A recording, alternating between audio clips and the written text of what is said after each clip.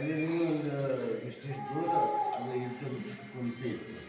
ಇದ್ದು ಒಂದು ಇಷ್ಟಿಷ್ಟು ಇದ್ದಲಿದ್ದು ಎಲ್ಲರೂ ಹೊಲೀಲಿ ಅದು ಅಗ್ನಿ ಕೆಂಪು ಉರಿತಾ ಇತ್ತು. ಅವಾಗ ಎಲ್ಲರೂ ಅಗ್ನಿಗೆ ಮೇಲೆ ಎಲ್ಲರೂ ನೋಡೋದು ಕೂಡ ಇದ್ದದ ಕಡೆ ಯಾರು ನೋಡ್ತಾರೆ.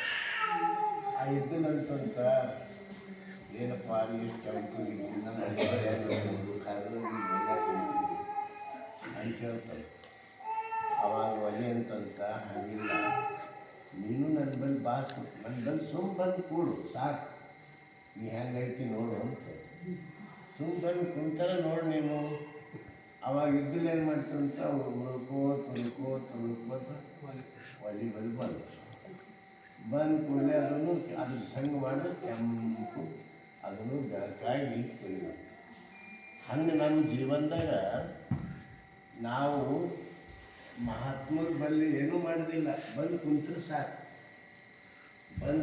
ಸಾಕು, ನಮ್ಮ ಜೀವನ ಅದು ಬದಲಾವಣೆನೂ ತಂತಾನೆ. ಬುದ್ಧನ ಹತ್ತಿರ ಒಂದು ನಿಮಿಷ ಗಟ್ಟಿಯಾದ ಅಂಗುಲಿ ಮಾಲ ಅವ ಪರಿವರ್ತನೆಯಾಗಿ ಮಹಾಪುರುಷ. ಚಾಂಡಾಲ್ ಚಿಕ್ಕಯ್ಯ ಅಂತ ಬಸವಣ್ಣವ್ರ ಹತ್ತಿರ ಕೊಲೆ ಮಾಡಲಿಕ್ಕೆ ಬಂದಿದ್ದವ. ಬಸವಣ್ಣನ ಮುಖ ನೋಡಿ ಅವ ಪರಿವರ್ತನೆಯಾಗಿ ನಿಜಲಿಂಗ ಚಿಕ್ಕಯ್ಯ.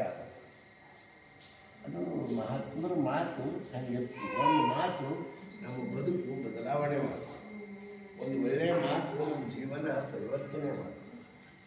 ಒಬ್ಬರು ಗುರುಗಳು ಟ್ರೈನಿಂಗ್ ಬುಕ್ ಆಗಿತ್ತು, ಟ್ರೈನಿಂಗ್ ನಡೆದರು.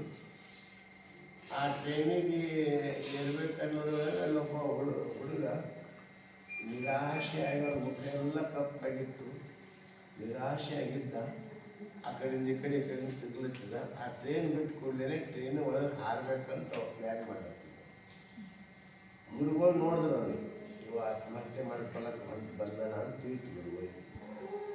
ಆವಾಗ ಗುರುಗಳು ಆ ದ್ವಂದ್ವದಾಗ ಬಿದ್ದು, ನೀವು ಉಪದೇಶ ಮಾಡ್ಕೊತಾ ಕೂಡ್ತೀನಿ, ನಾನು ಟ್ರೈನ್ ಹೋಯ್ತು, ಟ್ರೈನ್ದಾಗ ಕೂಡ್ತೀನಿ, ಇವಾಗ ದಿವಸ ಆಯ್ತು, ಹೆಂಗೆ ಮಾಡೋದು ಅಂತ ಆಲೋಚನೆ ಮಾತಾನೆ.